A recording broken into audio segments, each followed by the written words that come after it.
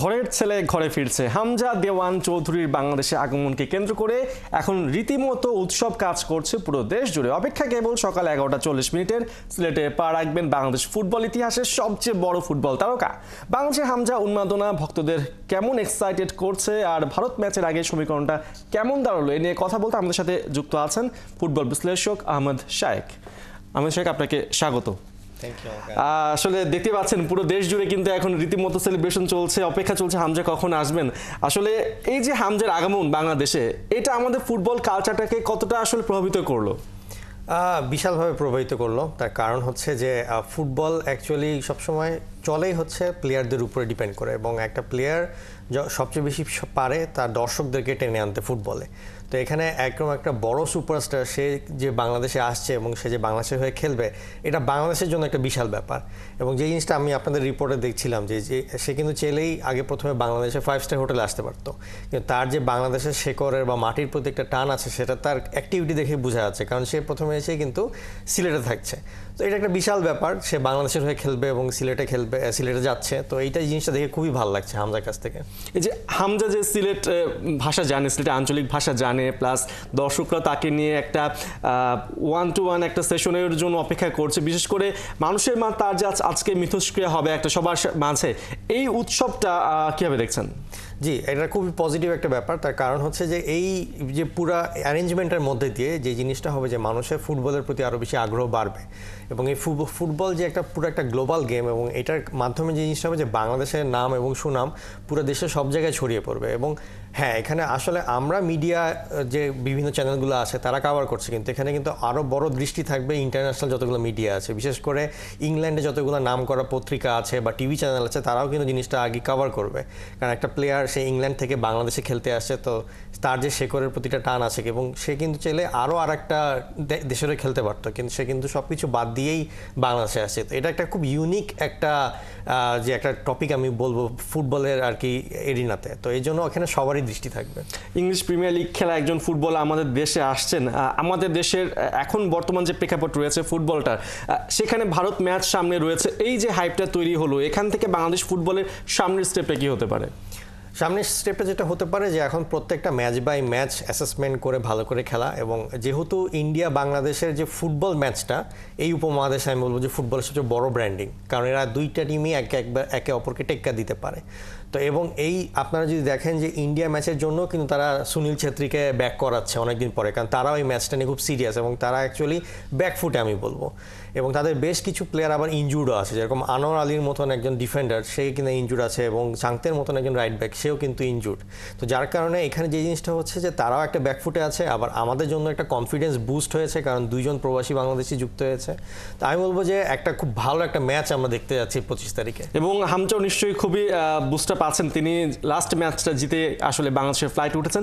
Last ম্যাচটা সম্পর্কে আমরা একটু জেনে আসি যে কেমন ছিল কালকে রাতের ম্যাচটা।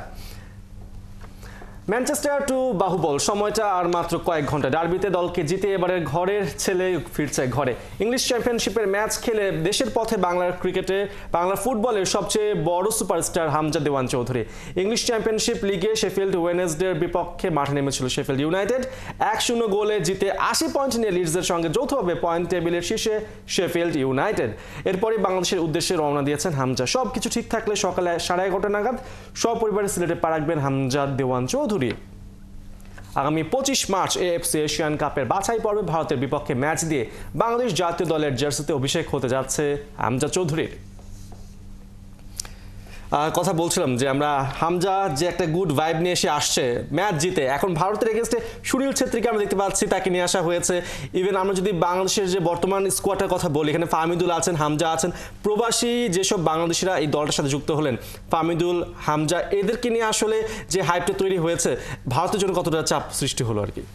অবশ্যই ম্যাচের আগে যে জিনিসটা হয় যে আমরা যেরকম অ্যাজ এ দর্শক বা বিশ্লেষক হিসেবে মিডিয়া রিপোর্টসগুলো পড়ি এবং অ্যানালাইসিস করি, প্লেয়াররা কিন্তু নিজেদের মধ্যেও একটা জিনিসের অ্যানালাইসিস করে থাকে। তো এখানে যে জিনিসটা যে তাদের অ্যানালাইসিসের মধ্যে তারা যখন দেখবে যে আসলে এখন আগের মতো নাই, আগে জিনিসটা ছিল একটা মেন্টালি একটা কনফিডেন্সও থাকতো ইন্ডিয়া যে আছে ঠিক আছে বাংলাদেশ হয়তো অত ওই লেভেলে কম্পিটিশন দিতে পারবে না, কিন্তু এইবারে আগের থেকেই ইন্ডিয়া কিন্তু মেন্টালি একটু ব্যাকফুটে। কারণ আমি যেটা বলছিলাম যে সুনীল ছেত্রীকে 40 বছর বয়সে একটা প্লেয়ারকে ব্যাক করানো, আপনার যদি একটা রিটায়ার্ড প্লেয়ার যেখানে 32 থেকে 35 হতো তাকে ব্যাক করলে আপনি একটা লজিক্যালি একটা স্ট্যান্ড করাতে পারতেন, কিন্তু 40 বছর বয়সে একটা প্লেয়ারকে আবার রিটায়ারমেন্ট থেকে ব্যাক করানো, এইটা আসলে বোঝায় যে তারা এই মুহূর্তে কতটুকু ব্যাকফুটে এবং কতটুকু আউট অফ ডেপথ, যার কারণে তারা এখন সুনীল ছেত্রীকে ব্যাক করাচ্ছে। তো আমার মতে এই অ্যানালাইসিসের মাধ্যমে তারাও আসলে একটু চিন্তায় আছে এবং বাংলাদেশও একটা বুস্ট আপ পাচ্ছে, কারণ এই চারিদিকের এনভায়রনমেন্ট বাংলাদেশ ন্যাশনাল টিমকে একটা কনফিডেন্স দিচ্ছে যে সবাই তাদের সাথে আছে। তো আই থিঙ্ক এটা একটা বড় একটা আকার ধারণ করবে ম্যাচের সময়। আমরা দেখতে পেয়েছি ভারত শেষ 12 ম্যাচে তারা কোনো জয় পায়নি। বাংলাদেশের জন্য এটা একটা বড় সুযোগ যে তাদেরকে একটা চ্যালেঞ্জের মধ্যে ফেলার, এবং বর্তমান কনটেক্সটে আমরা দেখতে পাচ্ছি যেহেতু আমাদের দলে বেশ কিছু হেভিওয়েট প্লেয়ার রয়েছে, শক্তির দিক থেকে আমরা যেহেতু মাঠে খেলা এখনো দেখিনি এই দুজন নতুন প্লেয়ার কেমন খেলতে পারেন বাংলাদেশের জার্সিতে, সেক্ষেত্রে ভারতকে খুব একটা এগিয়ে রাখতে পারছে না, বাংলাদেশকে আন্ডারডগও বলতে পারছে না। তো এই মুহূর্তে আসলে আমাদের মানে বর্তমান সিচুয়েশনটা কোথায় যেয়ে দাঁড়ালো? আসলে আমার মতে এই ম্যাচের সবচেয়ে টার্নিং পয়েন্ট বা মেইন পয়েন্ট যেটা হবে সেটা হচ্ছে হাভিয়ার ক্যাব্রেরা তার অ্যাটাকিং লাইনটাকে কীভাবে সেট আপ করবে। তার কারণ হচ্ছে যে আমাদের ডিফেন্সিভ লাইনটা মোটামুটি সেট, কারণ তপু এবং তারিক খেলবে, রাইট ব্যাকে খেলবে হচ্ছে আমাদের সাদ, কিন্তু এখানে লেফট ব্যাকে সে কাকে খেলাবে এটা একটা ইকুয়েশন এখন তৈরি হয়ে এসেছে, কারণ ফাহমিদুল আসার পরে তাকে কি লেফট ব্যাকে খেলাবে নাকি লেফট উইংয়ে খেলাবে, এখানে একটা ইস্যু। এছাড়াও স্ট্রাইকিংয়ে এখন আপনি যদি দেখেন কাবরেরার কাছে আছে রাকিব আছে, মুরসালিন আছে, আলামিন এবারে সিজনে খুবই দুর্দান্ত খেলেছে, আলামিনও আছে, সাথে শাহরিয়ার ইমন তার পারফরমেন্সও কিন্তু বেশ ভালো ছিল। তো এখন এতগুলো প্লেয়ারের মধ্যে থেকে যে কোনো দুইজনকে স্ট্রাইকার কিন্তু হিসাবে পিক করতে হবে। তো এখন কাবরেরা কি তার আগের মেথডেই যাবে যে রাকিব আর মুরসালিনকে রাখবে, নাকি এখন ফর্মের বিবেচনায় আলামিন আসবে, নাকি এমন কেউ আসবে যে কিনা হামজার সাথে ভালো কানেক্ট করতে পারছে, কারণ এখানে হামজা কিন্তু একটা বড় একটা সেন্টার অফ পয়েন্ট হয়ে যাবে বাংলাদেশ ন্যাশনাল টিমের কারণে, সে টিমটাকে যেভাবে খেলাবে সেটার উপরে বেস করে টিমটা খেলবে। তো তার সাথে কারা কানেক্ট করবে ভালো, এইটা খুব একটা ইম্পর্টেন্ট পার্ট। সো তারা যদি ভালোভাবে কানেক্ট করতে পারে একাদশটা ওভাবেই সাজাবে। আবার একটু হবিগঞ্জ থেকে ঘুরে আসছে যেখানে কি চলছে। রাত পোহালে হামজা পা রাখবেন বাংলাদেশের হবিগঞ্জের স্নানঘাটে, তাই দিনভর চলেছে ফুটবলের এই হিরোকে বরণের প্রস্তুতি। গতকালকে যেমনটা হয়েছে এখনও ঠিক সেভাবেই সেই উৎসবটা কাজ করছে হবিগঞ্জে।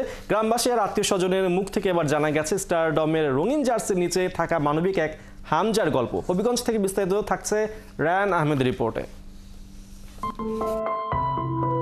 বাংলাদেশ ফুটবলের ধুঁকতে থাকা শরীরে প্রাণ সঞ্চার করতে হামজা আসবেন। খোয়াই নদীর বাঁকে বাঁকে তখন নেচে বেড়াচ্ছে অদ্ভুত এক উত্তেজনা। হবিগঞ্জের স্নানঘাট গ্রামের মোড়ে মোড়ে তখন শুভাকাঙ্ক্ষীদের বিরাট সব তরুণ, তাতে বড় বড় হরফে লেখা আছে ওয়েলকাম হোম হামজা।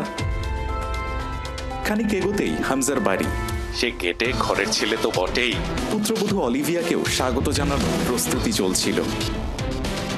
বাড়িতে ঢুকতেই চোখে পড়ল এলাহি কারবার।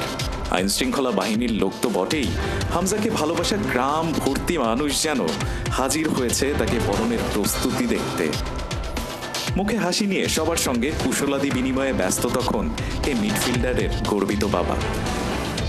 তবে অসাধারণ হয়েও হামজা সাধারণ, স্টারডম যেন ছুঁতে পারে না তাকে। আমার গ্রামে আসবো আমি, আমাকে দেখতে আসবে মানুষ, যদিও আমি আমার একটা নিয়মের ভিতরে থাকতে হবে, আমি মানুষকে বাইরে বাইরে যেতে পারবো না, মানুষ আমাকে দেখতে হবে। তো কেন এত প্রোটোকল, কেন এত বাধা থাকবে? পাওয়া গেল ছেলেবেলার বন্ধুকেও, যার সঙ্গে ফুটবল নিয়ে দাবিয়ে বেড়াতেন মাঠ। ওর রানিং দেখে আমরা আসলে এক্সাইটেড হয়ে যেতাম। ইভেন আমাদের সাথে খেলার সময় আমরা যখন ওর সাথে ফেস টু ফেস হইতাম, ধাক্কা টাক্কা লাগতো, কাইন্ড অফ লাইক যে তখনই ফিল হইতো যে সামথিং ইজ গোয়িং অন। তার বাবার মুখে শোনা গেল ইউরোপে দাঁড়িয়েও বুক চিতিয়ে ফিলিস্তিনের পতাকা গায়ে জড়ানো হামজা অদম্য, ভয় পায় না অত্যাচারীর রক্তচক্ষুকে। তো ওটাকে জিজ্ঞেস করলাম যে তুমি এটা করতে পেলা আর কী মনে করে করলাম, আমি মনে মনে নিয়ত করছিলাম যে যদি আমরা উইন করি, যদি উইন করি তাহলে এই আমি ফ্ল্যাগটা নিয়ে ঘুরবো, প্রতিবাদ জানাবো যে তারা যাতে ফিলিস্তিন উপরে যে এই আগ্রাসন তারা বন্ধ করে জন্য। অন্যায়কে অন্যায় বলার মতো দুর্বার সাহসী হামজার কোমলতার গল্প খানিক বাদেই তার চাচা জানালেন অকপটে। শুধু মাদ্রাসা এতিমখানা না, ও হামজার অর্থায়ন এই এলাকার মানে হতদরিদ্র অনেক ফ্যামিলি আছে, ওই ফ্যামিলিকেও আমাদের হামজার পক্ষ থেকে টিন, কোনো সময় ঘরের টিন দেওয়া হয়, কোনো সময় টিউবওয়েল দেওয়া হয়, কোনো সময় আবার ওই যে খাবারের আয়োজন করা হয়, এইরকম আর কি। আমার পেছনে আপনারা লাল নীল বাতি জ্বলতে দেখতে পাচ্ছেন। হামজা চৌধুরীর আলোটা এর থেকে অনেক বড়, অনেক গাঢ় এবং অনেক বেশি। ইপিএল এর একজন সুপারস্টার ইপিএল এ যখন থাকেন তখন তার ভ্যালু থাকে $1 মিলিয়ন। সেই হামজা চৌধুরী যখন বাংলাদেশের জার্সি গায়ে জড়াবেন তার ভ্যালুটা কত হবে সে প্রশ্নের উত্তর না হয় তোলাই থাকুক। তবে হামজা চৌধুরী যখন বাংলাদেশে আসেন তার আত্মীয় স্বজন পাড়া প্রতিবেশী সবার কাছে হামজা চৌধুরী যত না বেশি সুপারস্টার তার থেকে বেশি একজন মানবিক, সরল মনা, দিল খোলা মানুষ। স্পোর্টসম্যান তো বাংলাদেশে অনেক এসেছে, সুপারস্টার ভবিষ্যতেও আসবে। তবে হামজা চৌধুরী বাংলাদেশের ফুটবলের জার্সি যখন গায়ে জড়াবেন তা হবে গর্বের এবং সম্মানের। রায়ন আহমেদ, ৭১, হবিগঞ্জ। হবিগঞ্জে দিনের বেলায় আলো জ্বলছে, আসলে বাংলাদেশ ফুটবলও এরকম আলোকিত হয়ে গেছে হামজার আসার জন্য।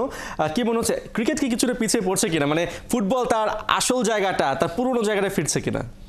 আসলে স্পোর্টস, যে কোনো স্পোর্টসই আপনার ডিকটেট হয় হচ্ছে যে প্লেয়ারদের উপরে। একটা স্পোর্টসে কত ভালো প্লেয়ার আছে, তারা মাঠে কত ভালো পারফর্ম করছে, সেটার উপরেই আসলে স্পোর্টসের জনপ্রিয়তাটা বাড়ে। তো এতকাল ধরে ক্রিকেটের জনপ্রিয়তা ছিল কারণ ক্রিকেটে পঞ্চপাণ্ডব ছিল, এখন তারা কেউই মাঠে খেলছে না, যার কারণে মানুষের ওই রকম ইন্টারেস্টটা পাচ্ছে না। কিন্তু এবং সামনে যেসব প্লেয়াররাও আছে ক্রিকেটের, তারাও আসলে ওরকমভাবে পারফর্ম করতে পারছে না যেটা কিনা আগে পঞ্চপাণ্ডবরা করতো।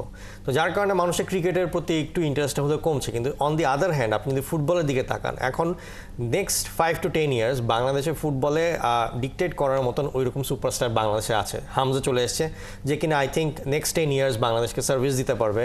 এরপরে তারিক কাজী আছে, ফাহমিদুল চলে আসলো, আপনার সৈয়দ কাজিম কিরমানি আছে, এবং আরও বেশ কিছু বাংলাদেশি বংশোদ্ভূত প্লেয়ার কিন্তু অন দ্য পাইপলাইন আছে। আবার আপনি যদি দেশি প্লেয়ারদের মতন দেখেন তাহলে কিন্তু মুরসালিনও আছে, যে কিনা রিসেন্ট টাইমে অনেক বেশি নাম করেছিল, প্লাস এরপরে হচ্ছে আলামিনও আছে। তো এরকম বেশ কিছু প্লেয়ার আছে যাদের ইউনিক খেলাটা দেখার জন্য আমাদের দর্শকরা সবসময় টেলিভিশনে ফুটবল খেলাটা দেখবে।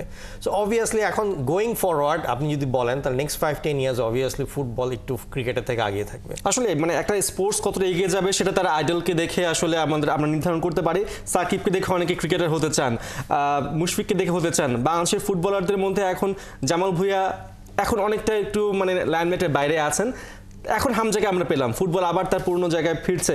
তো যেটা আমরা বলতে পারছি যে আমাদের ক্লাবগুলো বর্তমানে যারা আছে তারা কি আমাদের লোকাল প্লেয়ারদের এই ক্রেজটাকে কাজে লাগিয়ে নার্চার করার জন্য রেডি? সময় লাগবে, কারণ এখন ধরেন যেহেতু আমরা হামজার মতন একটা প্লেয়ারকে পাচ্ছি, সো তার স্ট্যান্ডার্ডটাকে বজায় রাখতে গেলে আমাদের দেশের ক্লাবগুলোকেও আমাদের স্ট্যান্ডার্ডটাকে আপ করতে হবে। যে কোনো দেশেই আপনি যে কোনো দেশেই ফুটবলকে ডেভেলপমেন্ট করার জন্য কালে ভাদ্রে সবসময় সব দেশেই একটা সুপারস্টার এসছে যাকে মেনটেন করার জন্য ফুটবলটাকে তাদের দেশকে আপ করতে হয়েছে। যেরকম আপনি যদি ইন্ডিয়ার কথাই ধরেন, বাইচুং ভুটিয়া ছিল বা সুনীল ছেত্রী, তারা কিন্তু একটা ডিফারেন্ট লেভেলের এক্স ফ্যাক্টরের একটা প্লেয়ার ছিল। তাদের লেভেলটাকে আপ করার জন্য, তাদের লেভেলের সাথে ধরে রাখার জন্যই কিন্তু ক্লাবগুলো নিজেদের থেকেই আর কি জিনিসটাকে ভালো করেছে। তা আমার মতে এখন হামজাকে দেখার পরে ফুটবলের প্রতি মানুষের সিরিয়াসনেস বাড়বে, ক্লাবগুলোও আরও বেশি সিরিয়াস হবে, তারা আরও বেশি প্রফেশনাল হওয়ার ট্রাই করবে এবং এগুলোর মাধ্যমে ফুটবলটা সামগ্রিকভাবে উঠে দাঁড়াবে। তাবিত আউয়াল প্রেসিডেন্সির দায়িত্ব নিয়ে তিনি বেশ চমক দেখাচ্ছেন, যদিও হামজার আসাটা অনেক পুরনো ইস্যু, তিনি আসছেন আমরা আগে জানতে পেরেছি। এখন আমরা দেখতে পাচ্ছি যে তিনি নতুন একটা, আমি গতকালকে দেখলাম যে ইউসিবির সাথে তারা পার্টনারশিপে গিয়েছে, স্পন্সরশিপ নয় পার্টনারশিপ বলছে বাউফে। এই যে কর্পোরেট প্রতিষ্ঠানগুলো এগিয়ে আসছে, টাকার একটা সংস্থান হচ্ছে, বাংলাদেশ ফুটবলের এই যে ফ্লোটা শুরু হলো, এটা আসলে কতদূর পর্যন্ত দেখছেন, কতদূর যাবে? আমার মতে এটা it's a very good start. আমি বলবো যে নতুন কমিটি আসার পরে, এবং সেটা যেটা আমি দেখছিলাম যে 100 দিনের মধ্যে বেশ কিছু কিন্তু আর কি অ্যাক্টিভিটি ছিল এখানে। আমি যেটা বলবো যে অবভিয়াসলি হামজাটা আগের ইস্যু থাকলেও শেষ পর্যন্ত মানে ওভার দ্য লাইন, মানে হামজাকে রাজি করায় খেলানো এবং ফিফার পারমিশন আনাটা কিন্তু একটা বড় ব্যাপার, সেটা কিন্তু তাবিত এসে দেখেছে।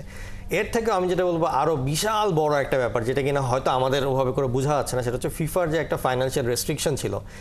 এরকম রেস্ট্রিকশন থাকলে যে কোনো ফেডারেশনের কার্যক্রম অনেকটা ব্যাহত হয় বলতে কি, যে কাজটা হচ্ছে কিন্তু হতে অনেক স্লো হচ্ছে, এবং ফুটবলে স্লো হয়ে গেলেই তখন আমরা সবাই পিছিয়ে পড়ি। এবং সবচেয়ে বড় বিষয় হচ্ছে যে মানে বর্তমান কমিটি তাবিত আউয়াল এবং ফাহাদ করিম তারা যেভাবে জিনিসটাকে হ্যান্ডেল করছেন একের পর কিছুকে, এটা আমাদের ফুটবলকে আসলে ফুটবল নিয়ে অনেক আশা জাগাচ্ছে আমাদেরকে। অনেক ধন্যবাদ আহমেদ শাহেক আমাদের সাথে যুক্ত হবার জন্য খেলা চোখে।